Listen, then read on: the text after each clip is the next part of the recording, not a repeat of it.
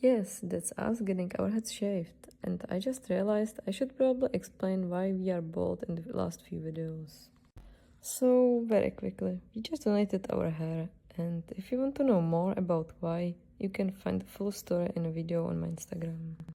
Because this is also the final episode of our Oregon road trip, I will also tell you how much this entire part of our Oregon road trip cost us.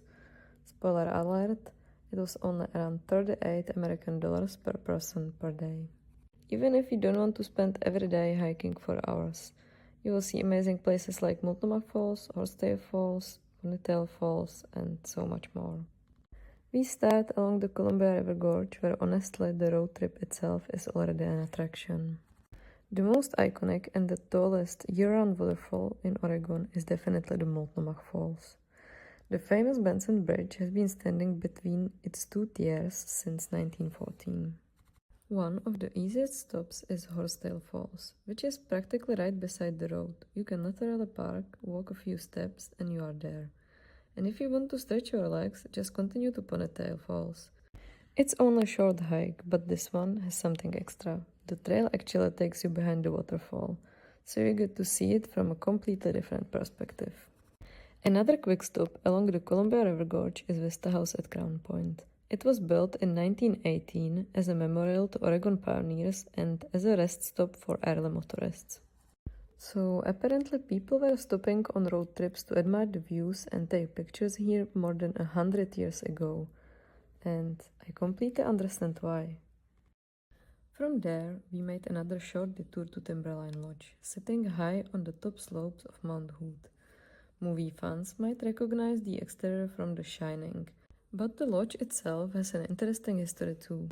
It was built during the 1930s as a part of the New Deal and is still operating today.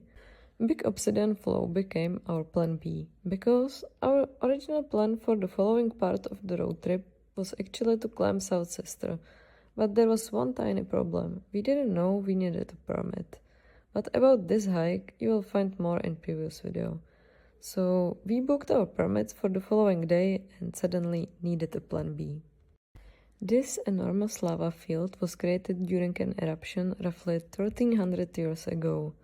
The lava cooled so quickly that crystals didn't have time to form, creating obsidian, natural volcanic glass.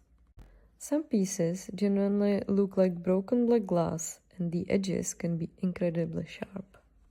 It's a very short stop, but probably one of the most unusual landscapes we saw in Oregon. Our last morning in Oregon, we headed to Smith Rock State Park, another place my friend Dencha had recommended. State parks are different than national parks and usually have their own parking or entry fees. But Smith Rock is definitely one of those places where I wouldn't mind paying. We were short on time, so we chose a shorter loop, but even without spending the entire day here, the scenery was incredible. Huge cliffs rise above the Crooked River, and there are trails ranging from very easy walks to much more challenging hikes. Smith Rock is also famous for rock climbing. Actually, if I lived nearby, I think I would have a serious problem keeping myself away from this place. And this is exactly why I wanted to include it in this video. You don't necessarily need a huge hike to enjoy it. Even a short visit gives you some fantastic views. And before we officially say goodbye to Oregon, I promised you the numbers. During these 6 days, we drove approximately 2,000 kilometers and visited an incredible number of places. Our average cost came to only around 38 American dollars per person per day. For a road trip through the United States, I think that's pretty neat. Of course, our style of traveling is very low cost. We sleep in the car or use free camping whenever possible, cook most of our own food, and spend money mainly on experiences that are genuinely worth it to us. You can find the entire Oregon road trip in much more detail on my blog, including the hikes, practical information, and costs. I've also created a detailed itinerary on Rexby, and the whole trip is saved in my Instagram highlights. You will find all the important links on my profile, and that's officially it for Oregon. And our final stop in Oregon was to see the Painted Hills. Its name really suits this monument. The hills looks like somebody painted them by hand.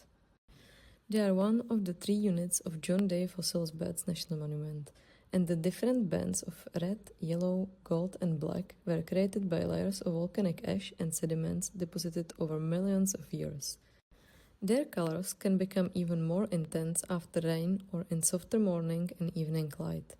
After forest, waterfalls, volcanoes, lava fields, and alpine landscapes, this felt like the perfect final reminder of how just diverse Oregon really is.